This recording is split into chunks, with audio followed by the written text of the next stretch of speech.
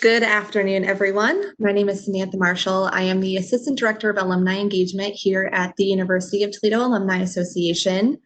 I'm really excited for today's program. Today is an opportunity to hear for our alumni and donors, students, faculty, and staff, and friends of the university to hear from Dr. Mark Merrick, who is our new Dean and Professor in the College of Health and Human Services.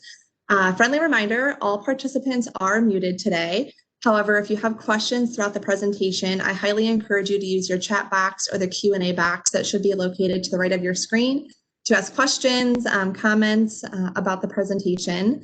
And we are recording today's presentation, so this will be available to view on demand. If you have any, want to go back through and review the content, we will share that with all of you after today's presentation. And here to introduce Dr. Mark Merrick is our Deputy Director of Athletics and Campaign Co-Director, Mr. Dave Notke.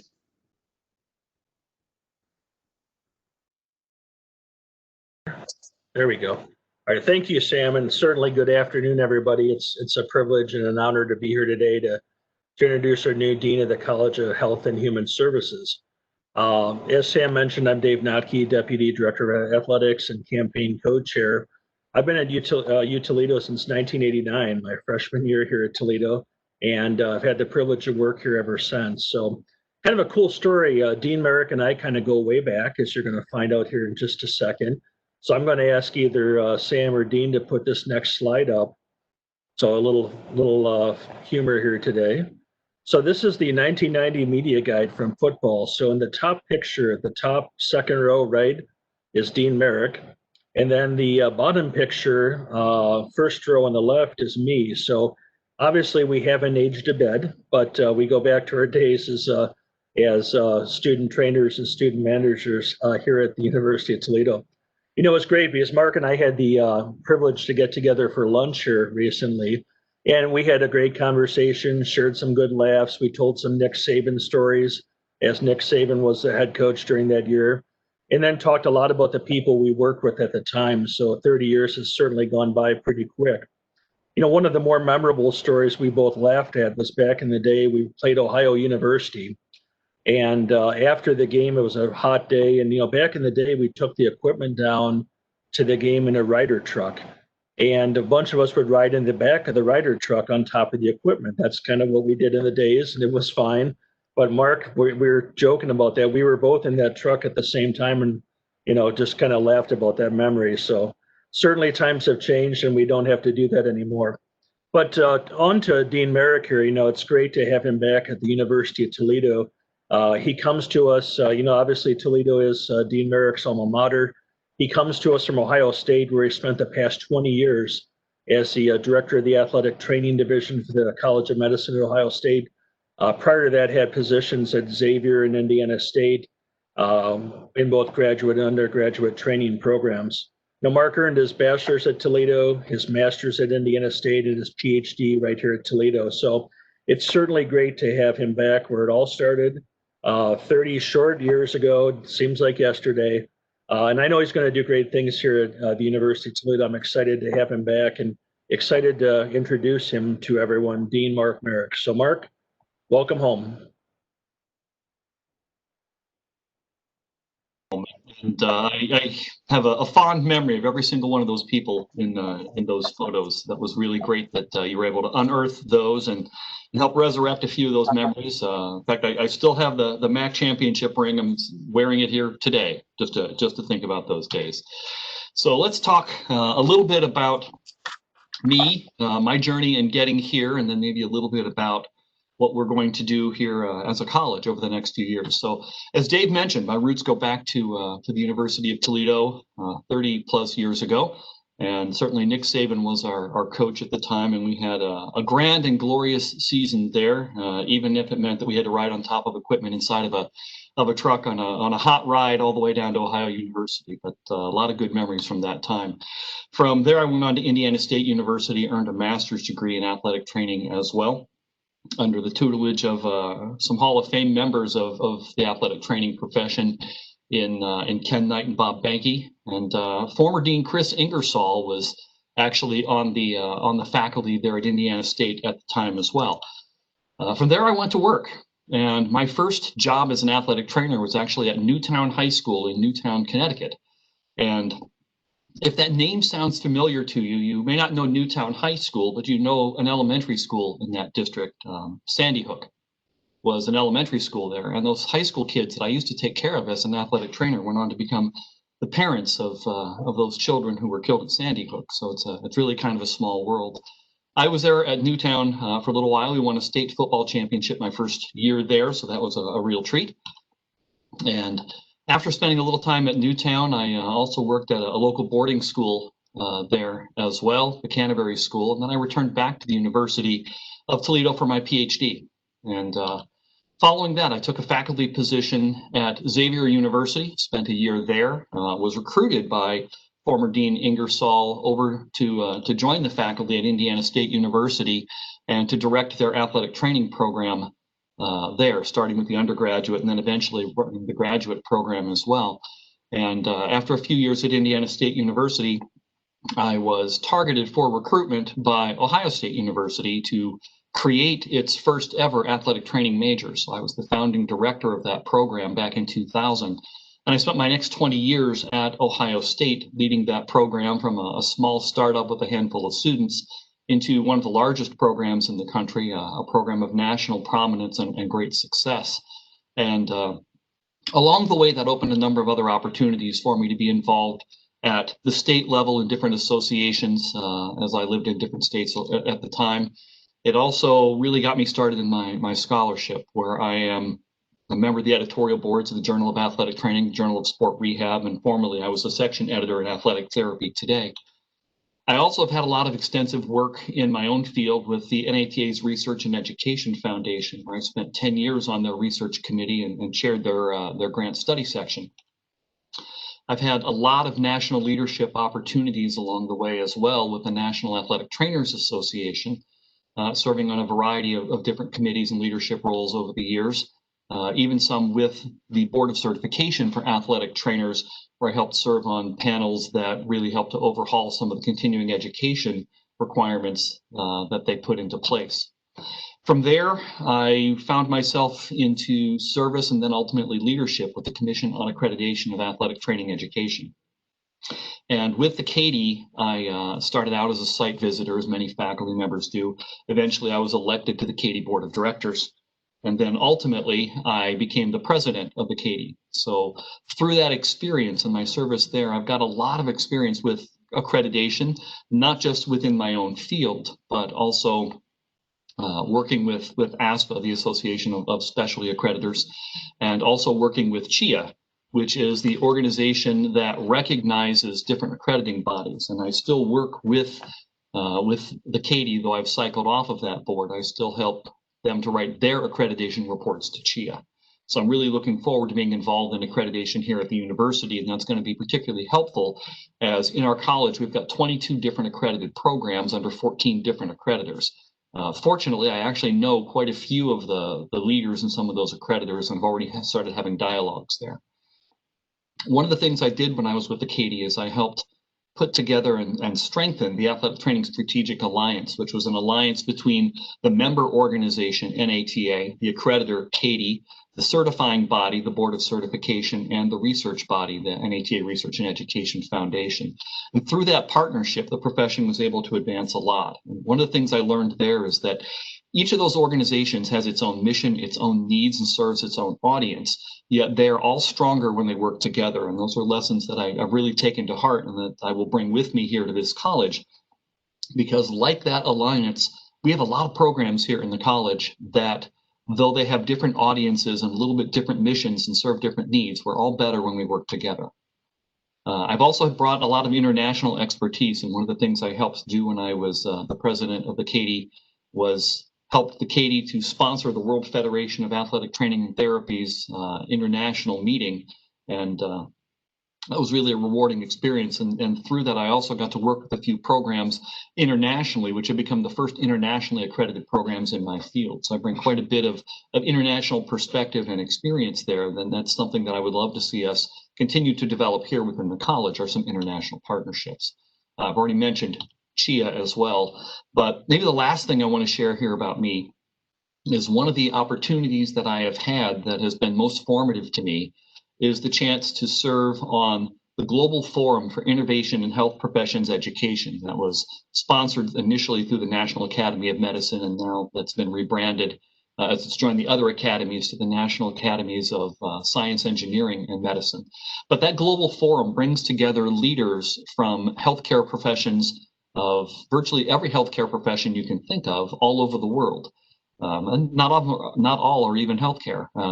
We also have groups like social work who are really heavily involved in that organization. But we come together a couple times a year to talk about the most important things in healthcare education and how we prepare providers for the future. And that has really helped strengthen my ties to a number of the other professions that we have here in our own college, understand how we all fit together, and that's been really formative in my process. So a little bit more about me. My approach to leadership is a people-first approach. And I'm going to focus pretty heavily on organizational culture because I think that that's the most important thing. When your people are well supported and empowered to do the things that they love to do, then they're going to do great things. And that translates to helping our students achieve, helping our professions achieve, helping the university and the college achieve its goals. And there's a lot of things that I'm pushing there that I've talked with our faculty about. And along the way, one of the things I've instituted since I've been here is meeting with every program director a couple times a semester and meeting with every program faculty a couple times a semester, or at least once a semester, as I work to flatten our structure and our ability to report and communicate with each other. Over the course of a semester, that's more than 100 meetings with our programs, and those really pay a lot of dividends for us in terms of our ability to understand and support and advocate and partner and move the college forward. So when we talk about the College of Health and Human Services, for those of you who have not had a lot of direct involvement with the college, our college has come together under different names. In fact, in the records room here right next to my office, I have 5 different coasters with different names of this college over the last 10 or 15 years. In fact, I'll probably frame those up and hang them on my wall here pretty shortly to remember that we've done a lot of things. And this is a college that's gone through a lot of organizational change. In our current iteration, we're the College of Health and Human Services, and we're housed in a couple of places. We're both over at the Health Sciences campus in the Collier building, and we're here on main campus in the Health and Human Services building. One of the things I was asked when I was interviewing for this position is this question that I'm showing you here. How would you recognize and build upon the accomplishments of the UT College of Health and Human Services to advance its quality, reputation, and national standing? Simple question, really loaded question, and really, really big. So the short answer to this question is I can't do either of those things, at least not by myself. And one of the things I bring in terms of perspective to this role is that we succeed together as a college. And the job of the dean is to facilitate the success of every program and every person in this college. So I can't change our reputation and our standing and any of those things all by myself, but as a team, we can do great things together. So recognizing a little bit of what we do is important. And I think this is a quote that I've always appreciated. In fact, it's hung on my office wall for many years. And it's a quote from our second president, John Quincy Adams. I'm sorry, our fourth president, John Quincy Adams. If your actions inspire others to dream more, learn more, and do more, and become more, then you're a leader. And I think that that's maybe the best job description I could have as a dean. But in order to do that, you have to understand the people that you work with, and they have to inspire you before you can lead and inspire them. So when you look at some of the things our faculty do, we have an amazing faculty. We have about 90 full-time faculty in our college, about 2,500 students, and 37 degree and certificate programs. So we're pretty diverse. And we have an amazing group of people who are here who are really changing the world around them. In fact, as I talked about this position with former Dean Ingersoll, he and I both agreed that this college is really a gem, and it's really poised for a big impact. And in fact, our alumni magazine that we put together many times over the years is called Impact. So here's just a few of the impacts that have happened here in just the last few years. If we focus on a few of those things even more recently, we've had some programs who are earning awards. We have programs who have just been reaccredited. We've had a couple programs actually going through accreditation this year.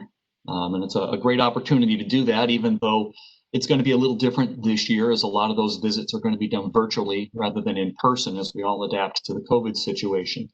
But despite everything that's going on with COVID, our programs are doing well. Our programs are on the up. And frankly, the opportunity to talk with our accreditors about those programs is frankly a chance to show off, a chance to show the impact that we have with our students, with our community, and with our world. For example, we just found out that our Center for Student Advocacy and Wellness has just received a pretty large grant from the U.S. Department of Justice to try to make a difference about combating violence against women. It's nearly a $300,000 grant that we've brought in that's entirely focused on making a difference in the lives of people. Another thing that just happened recently that's really focused on making a difference in the lives of people is our International Human Trafficking and Social Justice Conference. This is the 17th year of this conference, and Celia Williamson, one of our faculty, has really poured her heart and soul into doing this, and it's made an enormous difference in the community. Despite the fact that this had to go online this year, it's really been highly successful. In fact, being online really allowed more international participation, I think, than maybe we've ever had before. So this is a college that's really focused on not just teaching our students and making an impact that way, but making an impact at the university, in our community, and across the world. So when I think about my role in doing all of those things, I love this quote from Nelson Mandela, that it's better to lead from behind and put others in front. And that's exactly what I'm going to do, particularly when we have a lot of things that are great successes like the ones I just mentioned. There's time for the dean to step up and be in front. And sometimes that is when there's danger or when there's opportunity. And I think we have a little bit of both of those things right now for the college and for the university. So as I have started in this role in just the last couple of months, I came in July 1st, I'm really working hard to understand not just the college as a whole, but the individual members of that college. I've met with, or I'm close to have meeting with each of the programs individually. I've got just a couple more in the next week or so that'll wrap those first round of meetings up. But I've also met with every single program director. I've also even met with all of our support staff, because I need to learn a lot about us. I need to listen, understand, and hear a lot about who we are, why we're here, and what we do. But also, I think I need to help people start to embrace where we're going to go. And understanding our why and our who and our how is very helpful in that process. It's a lot of things that I'm still working to learn about this college in my short time here. But again, who we are, who we want to be going forward, and what are the things that we want to achieve. The who we are piece, I'm getting a pretty good handle on. Who we want to be is something we're all going to be working toward across the next year. And a part of that is going to be a pretty in-depth exploration that we're going to do as a faculty with a bottom-up process later this year to take a look at our structure. We currently are organized into 4 schools here in the college. And in the grand scheme of things and with current resources that are available, that probably doesn't fit our needs very well. So we'll be working as a faculty to restructure and make a structure that makes us more nimble and a structure that better supports our people and our programs as we go forward. But I'm also wise enough to know that structure doesn't come from me. The guy sitting in the office up here on the 3rd floor doesn't have all the answers. But fortunately for me, I've got 90 full-time faculty and more than 100 by the time we include our part-timers who are really smart people with great big brains and magnificent ideas. And my job is to facilitate those ideas, help them come together, and help us form a structure that makes sense for all of us, not just simply come in and impose one from the top. A big piece of that is who we want to be and what we want to achieve as a college. And those are questions that I'm working on answering with every single one of our programs. All of those things ultimately are going to kick into our quality, reputation, and national standing. But without answering those questions first, these other things really don't make sense and are hard to address. So what is our why? Why does this college exist? When you look across our programs, you know, we're a really unique college. I challenge you to find another college anywhere in the world that has a courtroom just down the hall and in the same building as a vivarium where we do some muscle biology research, and also has programs in social work, criminal justice, physical therapy, occupational therapy, athletic training, healthcare administration, and many others. We're really, really diverse. So how do you put all of those different programs together into one college and have it make sense and have it work? That's really what we're getting at with what is our why. And though I haven't finished answering this question with all of our faculty, the thing that resounds to me as I talk to our people is that our why is really about making a difference in the lives of other people. And we do that across really all of the programs that we have. And I think that that's the commonality that we look at. So how do we build on those things going forward? The most important thing for us to understand is that culture is more important than strategy.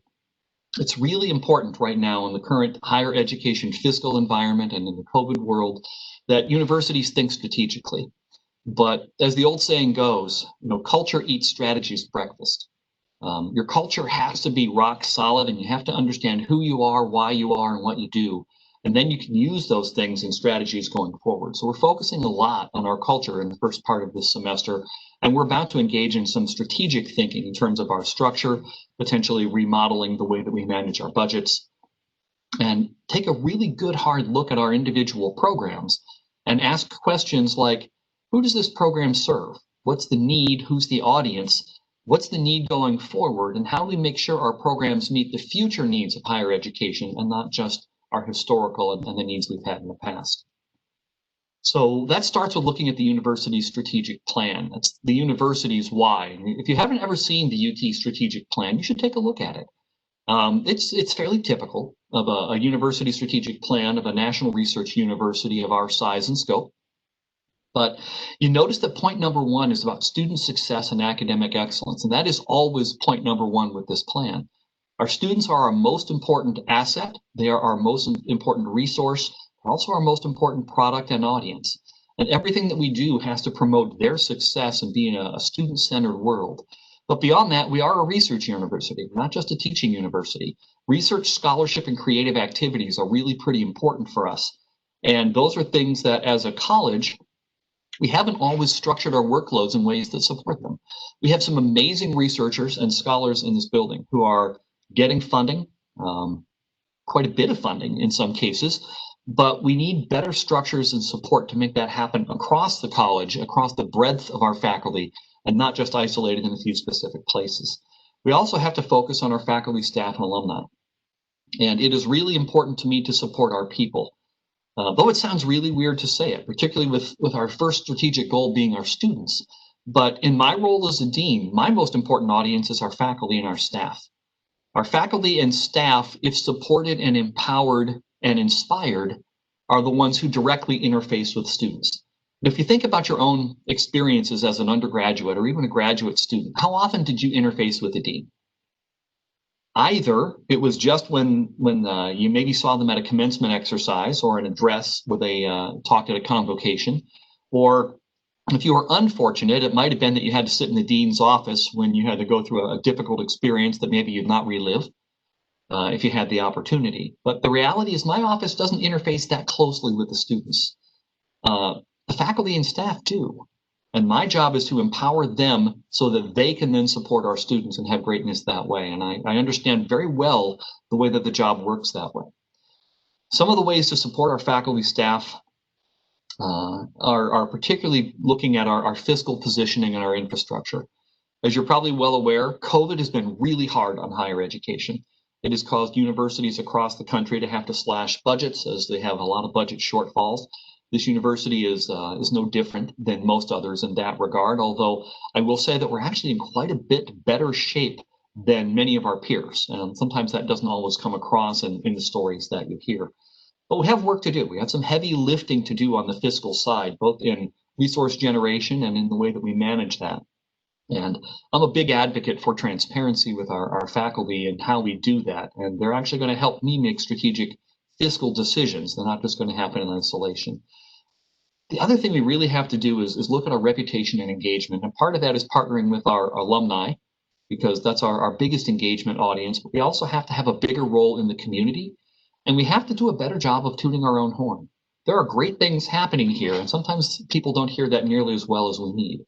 You know, I think we've got some good staff here within the college that help to make that happen, and we've got a really dynamic set of folks who help us in development and alumni relations and engagement.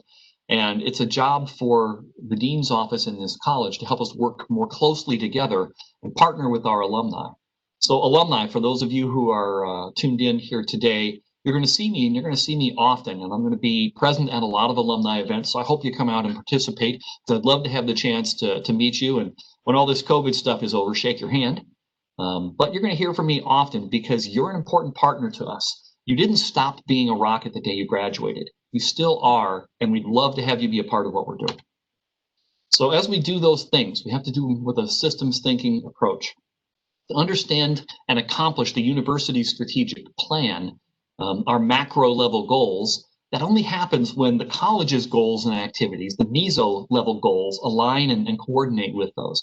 And beyond those, none of that happens if the micro level goals, the people, the students and the faculty and the staff are connected to making all of those things happen. So as we are as a college, you know, we have to use our own vision and mission as our primary compass. We have to make sure the things we're doing tie into the things that we say are important to us. And that job of stewardship lands firmly here in my office. In fact, that's maybe the most important thing that I have to do is to be a steward of our vision and our mission first and our resources second. If we do it right, every single person here is a part of our vision and a part of our mission, and everyone knows where we are and where we're going.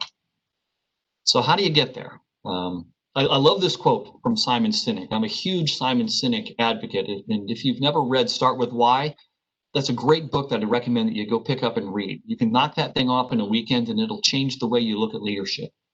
But a thing that's important to recognize is you have to focus on where you're going. And if you do, then you'll figure out what steps to take. I don't need to know all the steps in detail right now, but if I know where we're going, we can chart that path together. And that's a big piece of what we're about to do as a college. But if all you're doing is focusing on your steps, you don't necessarily know where you're going. And it's really easy, it's really enticing for a college and for a leader to focus all on the process pieces and lose sight of where we're actually trying to go. And then we wind up spinning our wheels, and that's just not the direction we're trying to take right now. So we have a lot of work to do in that regard. We have to use, well, I like to use something called the PSDA cycle, the Plan, Do, Study, Act cycle. And right now we're working a lot on the plan pieces and getting ready to start implementing the do over the next 6 to 12 months. From those, we'll see how our outcomes turn out, and then we'll adjust accordingly. And then we'll repeat. We're going to keep going with this and refining this college into the vision that we all have for it. So what's my job? If you look at my job description, it says that I'm the Chief Academic and Administrative Officer of the college. What that really means is I have two jobs. I need to be both a manager and a leader. And as you break those things down, a piece of my job is to be a steward. That's the more the manager part of the role. And I can do that, and I certainly will put a lot of time and effort into the manager role. But the role that I really embrace more is the leader role, where I get to be a shepherd, cheerleader, and champion for the things that are happening here in the college. And you heard me say earlier that I'm people focused, and it's really important to understand that you manage things, but you lead people. We have great people in this college, and I'm pretty eager to take them where they're going to go. So how will I measure the college's success? How will I know if I'm being effective in this role and if our college is being successful? Again, another Simon Sinek quote, because I think it really captures the way I think about it pretty well. You know, it's not the genius at the top giving directions that makes the people great. There's really very little that I can do up here in my office in the HS building that will make the college great. The reality is greatness for this college lies within its people. And my job is to take the barriers out of their way that get in the way and to give them the inspiration and help find the resources and support they need to go do great things. And if I'm successful at doing that, it's going to be obvious that we're succeeding because our people are succeeding, college will succeed, and the university will succeed. So as I wrap up here, if you haven't been in our building, in the last 10 or 15 years. You may not have ever seen this, but if you have, you will recognize this as the sculpture that hangs in the main foyer of the HS building here on the main campus. In fact, this sculpture hangs directly underneath my office. And when I first saw it, I thought it was a butterfly. Turns out it's not a butterfly at all. The sculpture is actually called Blossoming, and it's produced here in Ohio by the Kesslers down in Loveland. And I have a link here, but you can also just look up Blossoming and Kessler on Google if you want to find more information. But this is not a butterfly; it's flowers. And here's a quote that came with from the artists about this sculpture that hangs in our lobby. And the thing that really resonates with me is blossoming is what I think it's time for the college to do. You know, it's really about coming together and rising upward. In this case, the sculpture is dedicated to the rising upward of students through their academic program of choice. But I think the same thing applies to this college. I think the college has fantastic programs and great people. And on those, we can build for a lot of success as we go forward. And I'm pretty eager to do that. And I think it's time for a blossoming of the College of Health and Human Services. So with that said, that's pretty much everything that I wanted to share with you directly here today. Couple of quick comments for you. If you'd like to ever get a hold of me, please feel free to reach directly out. My email's here at the bottom. And you'll also notice that a lot of you are pretty involved in development activities, and you've got a good link here that can help you identify ways that you can participate and join us in the college. So with that said, I'll thank you very much and turn it back over to Samantha. Mark, thank you so much. On behalf of the Alumni Association, we are so thrilled that you were able to present for us today. I know that I am personally very excited to watch the college grow under your leadership. So thank you for joining us. I would now like to invite participants that are on the call to use the chat function if you would like to ask any questions to the Dean. And while we wait for some questions to come in, I would like to take this time to invite those of you in attendance to consider making a gift to the College of Health and Human Services. Today, you heard a lot about the Dean's vision for the college, and we here at the Alumni Association are so excited about his leadership, and your contribution to the college can really help move his vision forward. You'll see at the end or the bottom of the screen, there is a link to give. If you're interested, we highly encourage you to visit that link to make a gift. And with that being said, I'm going to roll into a couple of questions that we did receive. So Mark, if you wouldn't mind sharing, and this probably may be a long answer depending on how in depth you go, but would you mind sharing what degree programs or maybe even the departments that currently fall under the College of Health and Human Services? Sure, that could be a long answer because there's a lot of them. As I mentioned before, we have 37 different degree and certificate programs in the college. And the college is currently organized into 4 schools. We've got a School of Population Health that's chaired by Joe Dake, who does a fantastic job there as a chair. He's also serving as our interim chair for our School of Social Justice. We also have a School of Exercise and Rehabilitation Sciences, and that's also chaired by Eric Longsdorf, who also does a really good job there. And Eric is also serving as the interim chair for our School of Intervention and Wellness. So we're organized currently into 4 schools.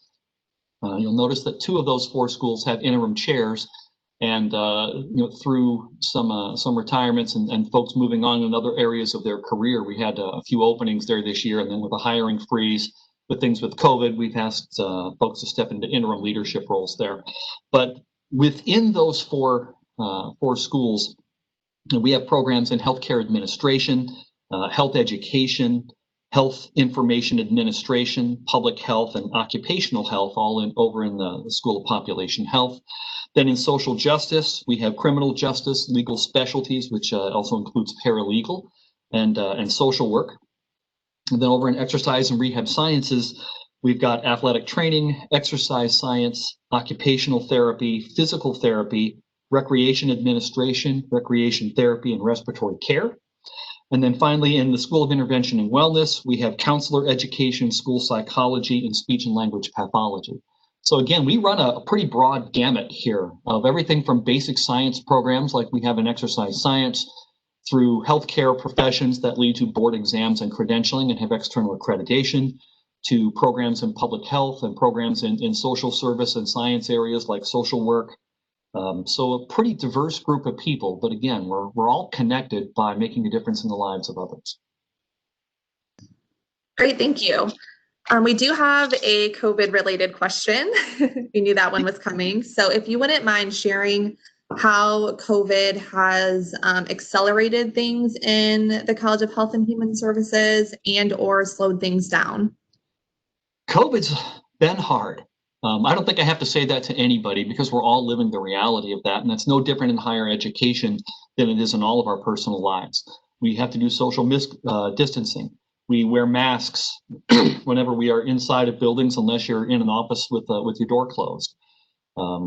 In terms of our instruction, it's changed our profile, our modality of instruction, if you will. So we have gone from a model where we are predominantly in-person courses and lab activities to now having a much bigger hybrid mix, where we have a lot of online.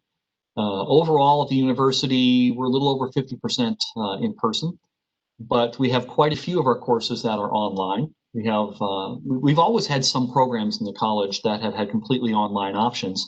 And I think we've learned a lot that we needed to get better at online in the spring, and we had to do this really close and really quickly in a short period of time. But we prepared hard over the summer. And now in the fall, I think that our online offerings are doing a lot better. I think we're doing a lot better job of engaging students there and being successful. And I think when it's all done, I think that we'll actually see us retain some of our online options that we've now learned and put together, because sometimes those are more accessible to students, particularly to students who are working or have family kind of commitments that may not allow them to be a traditional student. So I think we've learned a lot in the process. But along the way, we've learned things like how to disinfect classrooms. We have learned things like how to be really careful about disease transmission. And, you know, I think we're a little bit blessed as a college because we have so many healthcare professions and providers in the building, but we weren't really freaked out by that nearly so much as some of our other programs maybe were across the university, because this is new to them. But we're doing a pretty good job there. You know, we still do in-person lab activities that are hands-on.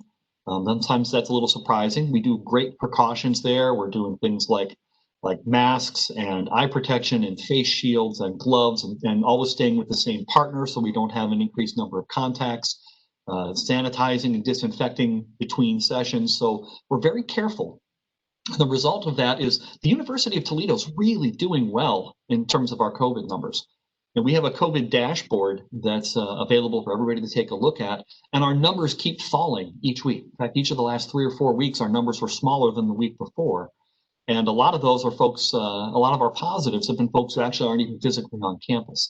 So I think we only had like 6 positives of people who were on campus last week in terms of our asymptomatic random testing. So our overall numbers last week, I think, were in the upper 20s or low 30s. So we're doing pretty well. So we've learned a lot. But I'll be honest with you, at this point, we're kind of in our groove with COVID, and it certainly dominates the way we do things, but I think we're now really focused on education and not on COVID. And I'm really glad to be there. Mark, thank you. One last question for you that's come in. Is there anything specific that you have seen from other colleges or institutions that you would like to bring here to the University of Toledo? One of the nice things about being in accreditation is you get to see the really good ideas and the really bad ideas of a lot of different institutions. I've learned a lot of things along the way that I will never bring here because they're a dumpster fire.